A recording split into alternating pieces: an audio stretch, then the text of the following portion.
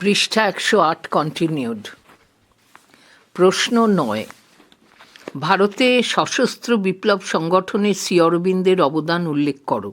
ভূমিকা: শ্রী অরবিন্দ 1872 থেকে 1950 খ্রিস্টাব্দ ছিলেন 20 শতকে ভারতের উগ্র রাজনৈতিক মতাদর্শ ও বৈপ্লবিক সংগ্রামের অগ্নিময় প্রতিমূর্তি।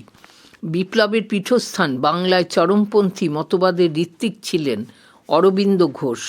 একজন চরমপন্থী নেতারূপে যেভাবে তিনি ভারতবর্ষের যুব সমাজকে বিপ্লবী মতাদর্শে দীক্ষিত করেছিলেন, তার ফলেই ভারতীয় জাতীয় আন্দোলনে সশস্ত্র বিপ্লবী ভাবধারার প্রসার ঘটেছিল। লর্ড কার্জন বঙ্গভঙ্গের সিদ্ধান্ত ঘোষণা করলে শ্রী অরবিন্দ বলেন, কোট, মায়ের বুকের ওপর বসে যদি একটা রাক্ষস রক্ত পান করতে উদ্যত হয়, তখন ছেলে কি করবে? নিশ্চিন্ত মনে খেতে বসবে? পৃষ্ঠা 109। স্ত্রী সন্তানাদির সঙ্গে স্ফূর্তি করতে বসবে, না মাকে উদ্ধার করতে ছুটে যাবে? আনকোট। ভারতে সশস্ত্র বিপ্লব সংগঠনে অরবিন্দের অবদান। 1. রাজনৈতিক মতাদর্শ। অরবিন্দ ছিলেন একজন চরমপন্থী মতবাদের সমর্থক। তাঁর রাজনৈতিক মতাদর্শে জাতীয়তাবাদ বলতে বোঝাতো জাতীয় জীবনের পরিপূর্ণতা, প্রাচীন ভারতীয় আদর্শ মেনে জনগণের আত্মস্বাধীনতা প্রতিষ্ঠা। অরবিন্দের কাছে দেশ ছিল মৃন্ময়ী নয়, চিন্ময়ী, অর্থাৎ রক্তমাংসের মাতৃস্বরূপা। অরবিন্দ মনে করতেন যে দেশপ্রেম হল সর্বোত্তম ধর্ম। ঠাকুর সাহেবের কাছে দীক্ষিত অরবিন্দের মত ছিল, কোট, রক্ত ও অগ্নিস্নানে পবিত্র হয়ে, আনকোট, বন্ধনী শুরু, purification of blood and fire, বন্ধনী শেষ, জাতির চরম আত্মদান। বন্দে মাতরম পত্রিকায় তিনি লেখেন, কোট, স্বরাজ হল বর্তমান অবস্থায় প্রাচীন ভারতীয় আদর্শকে পুনঃ প্রতিষ্ঠিত করা, সত্যযুগের জাতীয় গৌরবকে পুনরুদ্ধার করা এবং রাজনৈতিক ক্ষেত্রে বেদান্তের আদর্শকে প্রচার করা, আনকোট। তিনি বিশ্বাস করতেন স্বাধীনতা জাতির প্রাণবায়ু, তা কখনো ভিক্ষা দ্বারা অর্জন করা যায় না। ভারতে অরবিন্দই প্রথম জাতিকে ব্রিটিশ নিয়ন্ত্রণ মুক্ত পূর্ণ স্বরাজের মন্ত্রে দীক্ষিত করেন। তিনি স্বরাজ অর্জনের উপায় হিসেবে নিষ্ক্রিয় প্রতিরোধ অর্থাৎ স্বদেশীয় বয়কটের পাশাপাশি বিপ্লববাদের কথা বলেন। একটি ছবি রয়েছে, নিচে লেখা আছে অরবিন্দ ঘোষ। 2. স্বদেশীয় বয়কট আন্দোলনের ভূমিকা। 1905 খ্রিস্টাব্দে বঙ্গভঙ্গ বিরোধী আন্দোলনের অংশ হিসেবে স্বদেশী ও বয়কট আন্দোলন শুরু হলে অরবিন্দ তাতে নিজেকে জড়িয়ে ফেলেন। অরবিন্দের কাছে বয়কটের আদর্শ ছিল সর্বাত্মক, আর স্বরাজের অর্থ ছিল পূর্ণ স্বাধীনতা। বঙ্গভঙ্গ বিরোধী স্বদেশী আন্দোলনে অংশ নিয়ে অরবিন্দ বলেন, কোট, স্বদেশী আন্দোলন শুরু হলো এবং আমিও রাজনীতির জগতে প্রবেশ করলাম, আনকোট। বিলেত থেকে পড়াশোনা শেষ করে দেশে এসে অরবিন্দ প্রথম বরোদা এস্টেটে চাকুরিতে যোগ দেন। কিছুদিন পর তিনি বরোদা কলেজে ইংরেজির অধ্যাপক এবং অধ্যক্ষ হন।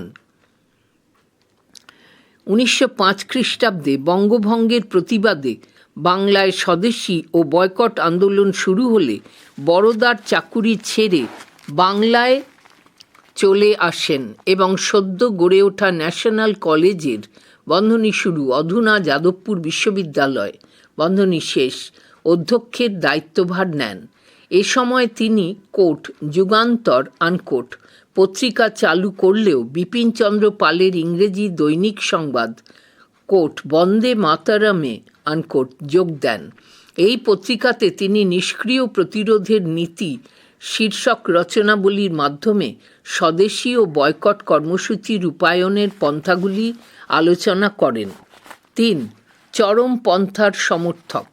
জাতীয় কংগ্রেস প্রতিষ্ঠার পর প্রথম 2 দশকে নরমপন্থী নেতারাই কংগ্রেস দল চালাতেন, কিন্তু এই নরমপন্থী নেতাদের ইংরেজ ভজনা ব্রিটিশ শাসনের প্রতি অগাধ আস্থায় কংগ্রেসের একটা অংশ হতাশ হন।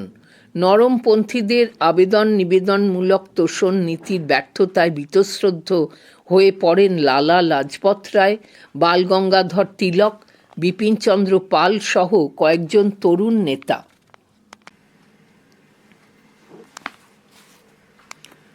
এরা ভারতীয় সংস্কৃতি ও ঐতিহ্যের পুনরুজ্জীবন ঘটিয়ে স্বরাজ অর্জনের জন্য দেশবাসীকে সরাসরি ব্রিটিশ বিরোধী সংগ্রামে যোগ দেওয়ার আহ্বান জানান। এই চরমপন্থী নেতাদের পাশে এসে দাঁড়ান অরবিন্দ ঘোষ।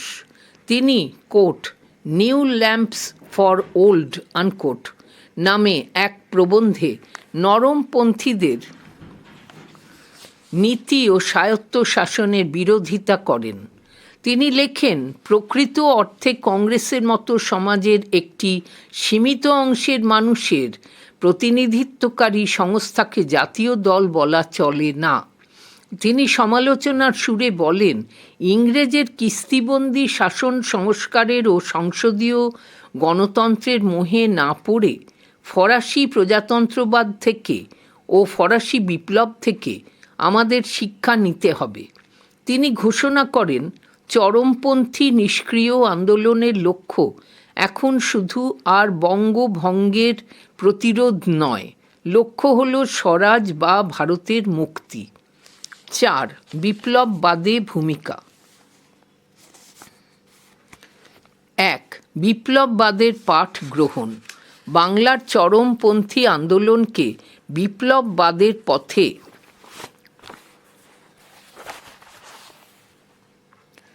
পরিচালনায় অরবিন্দের ভূমিকা ছিল সবচেয়ে বেশি। জোয়ান অফ আর্ক ও ম্যাথসিনির গুণমুগ্ধ অরবিন্দ মনে করতেন, স্বাধীনতা আসবে বিপ্লবের পথ ধরে। জনগণের সঙ্গে কাঁধে কাঁধ মিলিয়ে এই বৈপ্লবিক সংগ্রাম চালাতে হবে বলে তিনি উল্লেখ করেন।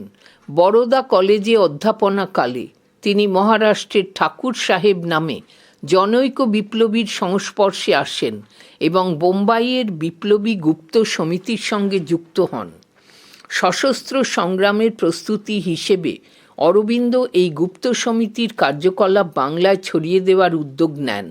তিনি তাঁর নিজের ভাই বারীন্দ্রনাথ ও বিপ্লবী যতীন্দ্রনাথের সাহায্যে বাংলায় বিপ্লবী সমিতির সংগঠন গড়ে তোলেন এবং তাতে প্রাণ সঞ্চার ঘটান।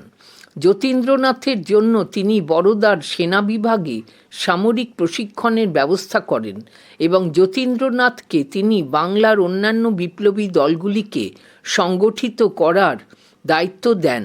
অরবিন্দই প্রথম বাংলার বিপ্লবী সমিতি ও সংগঠনগুলিকে সমস্ত দ্বিধা দ্বন্দ্ব কাটিয়ে এক সুতোয় বাঁধার উদ্যোগ নেন। এইভাবে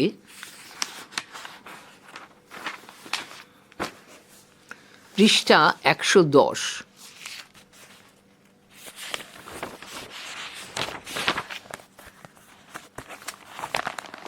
অরবিন্দ ঘোষ তাঁর একটি হাত চরমপন্থীদের দিকে এবং অপর হাতটি বিপ্লবীদের দিকে বাড়িয়ে দেন।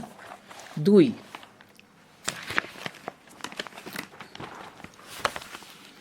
যুগান্তর দলের সঙ্গে সম্পর্ক। অরবিন্দের প্রত্যক্ষ উৎসাহ, পরামর্শ ও নেতৃত্বে মানিকতলা বাগানবাড়িতে যুগান্তর দলের প্রধান কর্মকেন্দ্র গড়ে ওঠে। এই দলের বিপ্লবীরা সেখানে সশস্ত্র বৈপ্লবিক কর্মকাণ্ডের প্রস্তুতি নিতে শুরু করে। যুগান্তর দলের নেতা ভূপেন্দ্রনাথ দত্ত বন্ধনী শুরু স্বামী বিবেকানন্দের ভাই বন্ধনী শেষ বলেছেন, কোট, অরবিন্দ ও নিবেদিতার একত্রে মিলিত পরামর্শ অনুসারেই এই ভয়ঙ্কর বৈপ্লবিক কর্মের সূত্রপাত হইয়াছিল, আনকোট। বাংলার বিপ্লববাদের প্রসারে বৈপ্লবিক কর্মকাণ্ডের প্রয়োজনীয় অর্থ জোগাড়েরও তিনি চেষ্টা চালান।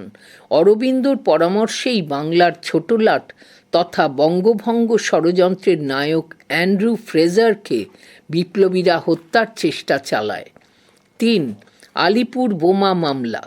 কলকাতা প্রেসিডেন্সির অত্যাচারী ম্যাজিস্ট্রেট কিংসফোর্ডকে হত্যার সূত্র ধরে কলকাতার পুলিশ যুগান্তর সমিতির প্রধান কর্মকেন্দ্র মুরারিপুকুর বন্ধনী শুরু মানিকতলা বন্ধনী শেষ বাগানবাড়ি ও বিপ্লবীদের ডেরাগুলিতে খানাতল্লাশি শুরু করে। পুলিশ বাগানবাড়ি থেকে বোমা, ডিনামাইট ও কার্তুজ তৈরির যন্ত্রপাতি, বন্দুক, রিভলভার এবং বেশ কিছু চিঠিপত্র উদ্ধার করে সেগুলি বাজেয়াপ্ত করে। কলকাতার বিভিন্ন জায়গা থেকে যুগান্তর সমিতির ৩৭ জন বিপ্লবী নেতৃবর্গ এবং বিপ্লবী কর্মী গ্রেফতার হন। প্রথমে বারীন্দ্র কুমার, পরে উল্লাসকর দত্ত, উপেন্দ্রনাথ বন্দ্যোপাধ্যায় এবং আরও কয়েকজন পুলিশের কাছে স্বীকারোক্তি দেন।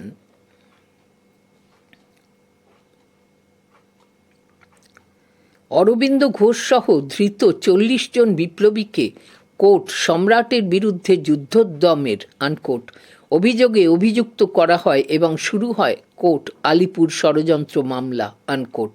এই মামলায় প্রথম দিকে ব্যারিস্টার ব্যোমকেশ চক্রবর্তী অরবিন্দের হয়ে সওয়াল শুরু করেন।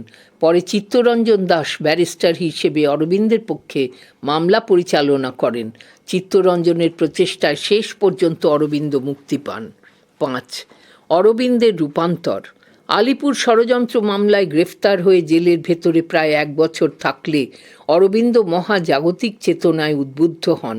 ভারতের স্বাধীনতা অর্জন এবং বিশ্ববাসীর কল্যাণের জন্য আরও বড় কাজের স্বার্থে নিজের মুক্তির ক্ষেত্রে অরবিন্দ শ্রীকৃষ্ণের আশ্বাসবাণী শুনতে পান।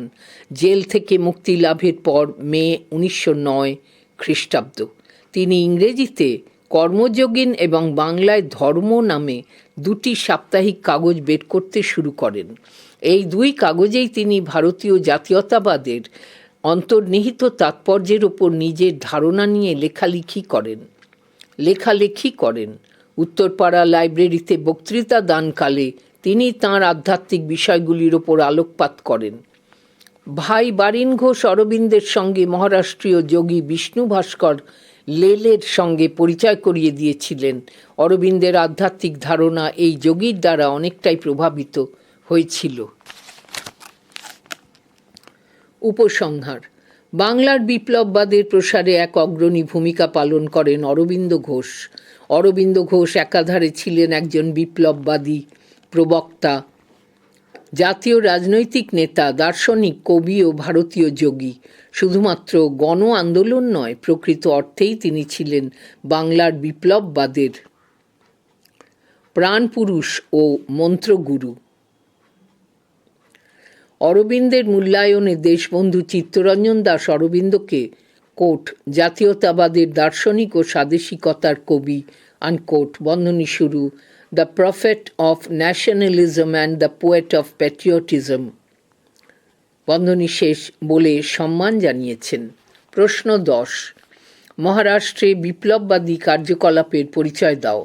ভূমিকা: ভারতে সশস্ত্র বা বিপ্লববাদী আন্দোলনের প্রথম বীজটি অঙ্কুরিত হয়েছিল মহারাষ্ট্রে। ভারতের অন্যান্য অঞ্চলের তুলনায় অনেক পরে ব্রিটিশের পদানত হয় মহারাষ্ট্র। তাই মহারাষ্ট্রবাসীর স্বাধীনতা পুনরুদ্ধারের স্পৃহাও ছিল উগ্র। মারাঠি বিপ্লবীরা ব্রিটিশ বিরোধিতায় যে কঠোর মনোভাব পোষণ করত তার নমুনা মেলে বাসুদেব বলবন্ত ফাড়কের এই উক্তি থেকে। কোট: শয়নে স্বপনে নিদ্রায় জাগরণে আমার একটিই চিন্তা, ব্রিটিশদের ধ্বংস সাধন।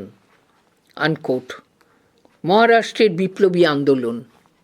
১. বাসুদেব বলবন্ত ফাড়কের ভূমিকা। মহারাষ্ট্রের বিপ্লবী আন্দোলনের ঋত্বিক ছিলেন বাসুদেব বলবন্ত ফাড়কে। বিপ্লবী ফাড়কের জীবনের প্রধান ও একমাত্র লক্ষ্য ছিল ভারত থেকে ব্রিটিশ শাসনের উচ্ছেদ ঘটানো। ১. বিপ্লবী সংঘ গঠনের প্রচেষ্টা।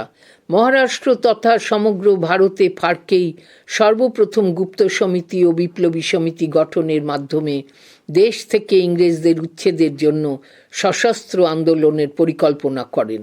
1871 থেকে 1877 খ্রিস্টাব্দে বোম্বাই প্রেসিডেন্সিতে এক ভয়ঙ্কর দুর্ভিক্ষ দেখা দিলে তাতে ব্রিটিশের উদাসীনতা তাঁকে ক্ষুব্ধ করে।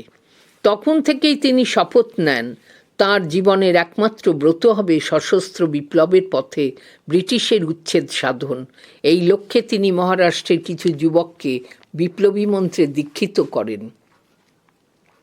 ২. অর্থ সংগ্রহ। ব্রিটিশের আর্থিক শোষণের বিষয় মহাদেব গোবিন্দ রানার্ডের প্রচারিত মতামত ফার্কের দলে ব্রিটিশ বিরোধী মনোভাব গড়ে তোলে। বিপ্লবী কর্মকাণ্ড পরিচালনার প্রয়োজনীয় অর্থ জোগাড়ের জন্য তিনি রাজনৈতিক ডাকাতির পথ বেছে নেন এবং সরকারি ট্রেজারি লুট করার পরিকল্পনা গ্রহণ করেন।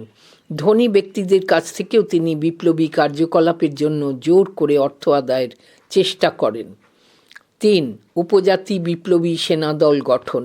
ফার্কে মহারাষ্ট্রের অনুন্নত উপজাতীয় সম্প্রদায়ভুক্ত রামসি, কোল, ভিল, ধাঙর, মাহার প্রভৃতিদের নিয়ে একটি বিপ্লবী সেনাদল গঠন করেন। এই বিপ্লবী দলের সদস্যরা ফার্কের নির্দেশ মেনে ডাক ও রেল চলাচল বিপর্যস্ত করা, জেলখানা ভেঙে কয়েদিদের মুক্ত করা প্রভৃতি কর্মকাণ্ডে লিপ্ত হন।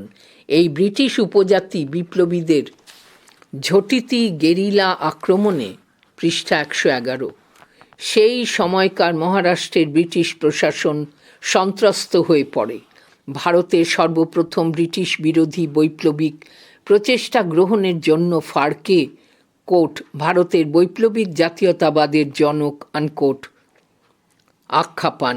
শেষ পর্যন্ত ফার্কে বন্দী ও নির্বাসিত হন। ফুটনোট: 1879 খ্রিস্টাব্দে ব্রিটিশ পুলিশ আহত ফার্কেকে বন্দী করতে সক্ষম হন। তিনি নির্বাসিত হন। ওই অবস্থায় আরবে এডেনের জেলে যক্ষা রোগে আক্রান্ত হয়ে ফার্কের মৃত্যু হয় 1883 খ্রিস্টাব্দ 17 ফেব্রুয়ারি। মূল পাঠে ফিরে এলাম। 2. ঠাকুর সাহেবের ভূমিকা। উদয়পুরের জনৈক রাজপুত বিপ্লবী ঠাকুর সাহেব পশ্চিম ভারতে একটি গুপ্ত সমিতি গড়ে তোলেন। তার নির্দেশে এই সমিতির বিপ্লবীরা এক সশস্ত্র অভ্যুত্থানের পরিকল্পনা করেন। গণ অভ্যুত্থান ঘটিয়ে ও সেনাবাহিনীর ভারতীয় সেনাদের সাহায্য নিয়ে তাঁরা ভারতে ব্রিটিশ শাসন অবসানের পরিকল্পনা গ্রহণ করেন। মহারাষ্ট্রেও ঠাকুর সাহেবের এই বিপ্লবী সমিতির শাখা সংগঠন গড়ে ওঠে। বরোদায় থাকাকালীন অরবিন্দ ঘোষও এই বিপ্লবী সমিতির সদস্য হন এবং পরে এর পুনা শাখার সভাপতি নির্বাচিত হন। 3. তিলকের ভূমিকা। মহারাষ্ট্র তথা ভারতে বিপ্লবী আন্দোলনের প্রাণপুরুষ ছিলেন বাল গঙ্গাধর তিলক। তিলক ছিলেন কংগ্রেসের নরমপন্থী গোষ্ঠীর বিরোধী এবং চরমপন্থী গোষ্ঠীর অন্যতম প্রবক্তা। তিনি মহারাষ্ট্রের যুবকদের কোট গণপতি আনকোট ও কোট শিবাজি আনকোট উৎসব পালনের মাধ্যমে জাতীয়তাবাদের দীক্ষা দেন। তিলকের জাতীয়তাবাদী আদর্শের মূল ভিত্তি ছিল ভিক্ষা নীতি বর্জন এবং আত্মশক্তির দ্বারা নিজের অধিকার প্রতিষ্ঠা করা। এই অধিকার প্রতিষ্ঠার জন্য তিলকই সর্বপ্রথম ব্রিটিশ শক্তির বিরুদ্ধে প্রত্যক্ষ সংগ্রামের কথা বলেন। ক্ষুদিরাম বসু ও প্রফুল্ল চাকির বিপ্লব প্রচেষ্টাকে তিনি সমর্থন জানান। তিলকের ভাবধারায় উদ্বুদ্ধ হয়েই পুনার কালেক্টর র্যান্ড ও তার সহকারী আয়ারস্টকে দামোদর চাপেকার ও বালকৃষ্ণ চাপেকার নামক 2 ভাই হত্যা করেন। বাংলায় সন্ত্রাসবাদকে সমর্থন করে তিলক লেখেন, কোট, প্রশাসন যদি রাশিয়ার অনুরূপ অর্থাৎ দমনমূলক হয়, জনগণকেও রাশিয়ার নীতি অর্থাৎ গুপ্তহত্যার নীতি গ্রহণ করতে হবে, আনকোট। 4. চাপেকার ভাইদের বিপ্লব প্রচেষ্টা। মহারাষ্ট্রে বিপ্লবী বাসুদেব বলবন্ত ফার্কের বিপ্লবী আদর্শে উদ্বুদ্ধ হয়ে এবং শ্রদ্ধেয় লোকমান্য বাল গঙ্গাধর তিলকের বক্তৃতায় অনুপ্রাণিত হয়ে চাপেকার পরিবারের 3 ভাই দামোদর হরি চাপেকার, বালকৃষ্ণ হরি চাপেকার ও বাসুদেব হরি চাপেকার বিপ্লবী দলে নাম লেখান। প্লেগ দূর করার নামে প্লেগ কমিশনার র্যান্ড পুনা শহরের অধিবাসীদের উপর অত্যাচার শুরু করেন।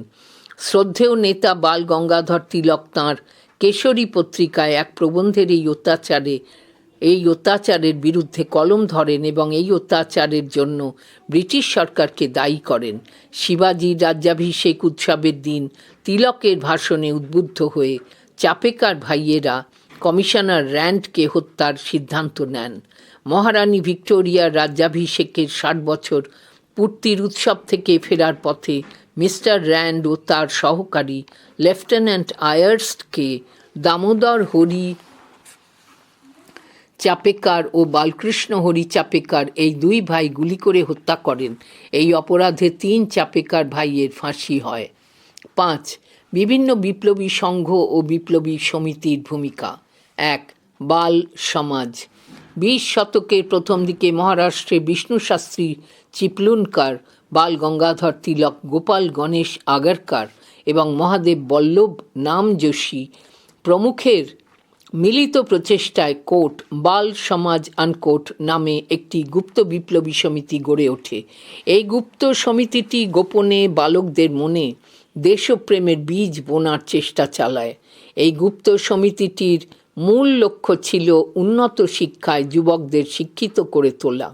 এই লক্ষ্যে পুনাতে তৈরি হয় quote Deccan education society unquote. প্রতি রবিবারে আয়োজিত এই গুপ্ত সমিতির অধিবেশনে ভারতীয় দেশপ্রেমিকদের বীরত্বের কাহিনী এবং ইটালির ঐক্য আন্দোলনের নেতৃত্বে ম্যাৎসিনি, কাভুর ও গ্যারিবাল্ডির জীবনী পাঠ করা হতো। 2. আর্য বান্ধব সমাজ। দামোদর হরি চাপেকার, বাল গঙ্গাধর তিলক, যমুনালাল বাজাজ এবং পাণ্ডুরঙ্গ সদাশিব খানখোজে প্রমুখের মিলিত প্রচেষ্টায় মহারাষ্ট্রে কোট আর্য বান্ধব সমাজ আনকোট নামে একটি গুপ্ত বিপ্লবী সমিতি গড়ে ওঠে। আর্য বান্ধব সমাজের মূল লক্ষ্য ছিল 2টি। প্রথমটি ছিল গোপনে গঠিত সেনাবাহিনীর দ্বারা সশস্ত্র অভ্যুত্থান ঘটিয়ে ভারত থেকে ব্রিটিশ শক্তিকে উৎখাত করা। দ্বিতীয়টি ছিল সামাজিক সংস্কারের মধ্যে দিয়ে জাতিগত বৈষম্য দূর করা। এই গুপ্ত সমিতিটি বাসুদেব বলবন্ত ফাড়কের আদর্শ মেনে ভিল, গোন্ড প্রভৃতি উপজাতিদের নিয়ে সেনাদল গঠনের উদ্যোগ নেয়। সশস্ত্র অভ্যুত্থান সফল করার জন্য এই সমিতির সদস্যদের বিজ্ঞানভিত্তিক ও গেরিলা যুদ্ধ প্রণালী শেখানো হতো। 3. অভিনব ভারত।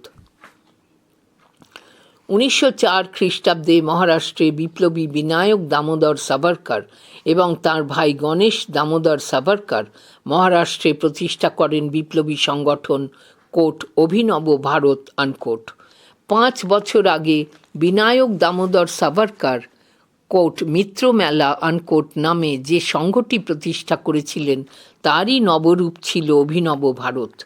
অভিনব ভারতের বিপ্লবী সদস্যগণ স্বদেশে এবং বিদেশে বিপ্লববাদী কাজে লিপ্ত হন।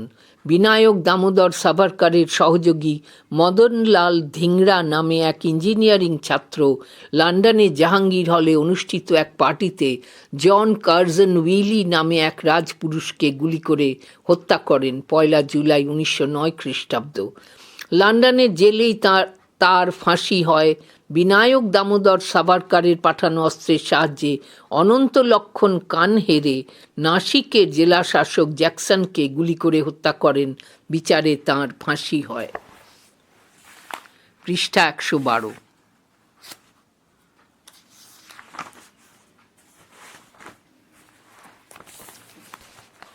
4. নাসিক ষড়যন্ত্র মামলা। নাসিক হত্যাকাণ্ডকে কেন্দ্র করে পরপর 2টি ষড়যন্ত্র মামলা জারি করা হয়। ওই সন্ত্রাসমূলক কাজে জড়িত থাকার অপরাধে বিনায়ককে লন্ডনে গ্রেফতার করে মার্চ 1910 খ্রিস্টাব্দে ভারতে পাঠানো হয়। বিচারে তাঁকে যাবজ্জীবন কারাদণ্ডে দণ্ডিত করে আন্দামানে নির্বাসিত করা হয়।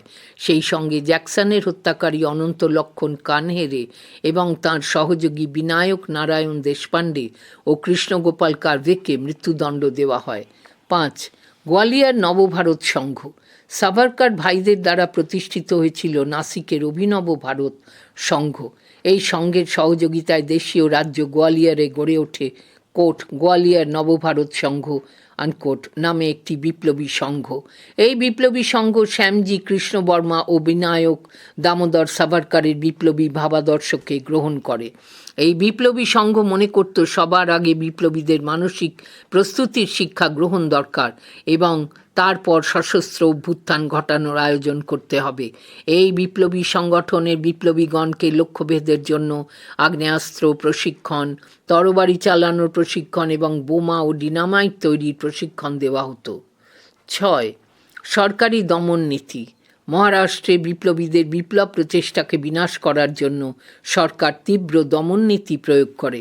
কেশরী পত্রিকাতে রাজদ্রোহমূলক প্রবন্ধ লেখার অভিযোগে তিলককে গ্রেফতার ও কারারুদ্ধ করা হয়। কোট কাল আনকোট নামক বিখ্যাত মারাঠি পত্রিকার সম্পাদক শিবরাম মহাদেব পরাঞ্জাপে ক্ষুদিরাম ও প্রফুল্ল চাকির মুজফ্ফরপুরে বোমা নিক্ষেপকে সমর্থন করে প্রবন্ধ লিখলে তাঁকেও গ্রেফতার করে কারাদণ্ডে দণ্ডিত করা হয়। ব্রিটিশ সরকার রাজদ্রোহমূলক অপরাধে অভিযুক্তদের কঠোর শাস্তি দেওয়ার জন্য একটি নতুন আইন পাস করায়। 7. বিপ্লবী সমিতির স্বতন্ত্রতা। মহারাষ্ট্রের বিপ্লবী আন্দোলনের কিছু স্বতন্ত্র বৈশিষ্ট্য ছিল। প্রথমত, মহারাষ্ট্রের বৈপ্লবিক কর্মকাণ্ড কোনো একটি নির্দিষ্ট অঞ্চল বা কেন্দ্র থেকে পরিচালিত হতো না। মহারাষ্ট্র জুড়ে নাসিক, পুনা, কোলাপুর, সাতারা প্রভৃতি অঞ্চল জুড়ে বিপ্লবী সংগঠনগুলি নিজেরাই স্বাধীনভাবে বৈপ্লবিক কর্মকাণ্ড পরিচালনা করত। দ্বিতীয়ত, বিপ্লবী কর্মকাণ্ড পরিচালনার জন্য মহারাষ্ট্রের বিপ্লবীরা রাজনৈতিক ডাকাতির পথ বেছে নেননি। এক্ষেত্রে তাঁরা ধনী ব্যক্তিদের কাছ থেকে দান হিসেবে অর্থ গ্রহণ করতেন। তৃতীয়ত, নাসিক ষড়যন্ত্র মামলার পর বেশ কয়েক বছর ধরে অর্থাৎ 1912 থেকে 1927 খ্রিস্টাব্দ মহারাষ্ট্রে বিপ্লবী আন্দোলনে ভাঁটা দেখা দেয়। এই পর্বে ব্যাপক হারে বিপ্লবী নেতাদের গ্রেফতার করে দ্বীপান্তরে পাঠানো হলে বা অন্যান্য শাস্তি দেওয়া হলে বোম্বাই প্রেসিডেন্সি সহ মহারাষ্ট্রের নানা অঞ্চলে বৈপ্লবিক তৎপরতা কমে আসে। উপসংহার: মারাঠি বিপ্লবীদের আদর্শ নিষ্ঠা ও স্বার্থত্যাগ ভারতবর্ষের পরবর্তী প্রজন্মকে বৈপ্লবিক আন্দোলনে উদ্বুদ্ধ করেছিল। স্বাধীনতা অর্জনের জন্য মহারাষ্ট্রে বিপ্লবীদের আত্মবলিদান প্রসঙ্গে মদনলাল ধিংরা বলেছেন, ভারতে একমাত্র এই শিক্ষার অনুশীলন প্রয়োজন যে কিভাবে আত্মোৎসর্গ করতে হবে, এবং ভারতবাসীকে এই শিক্ষা দেওয়ার একমাত্র রাস্তা নিজের জীবন উৎসর্গ করা।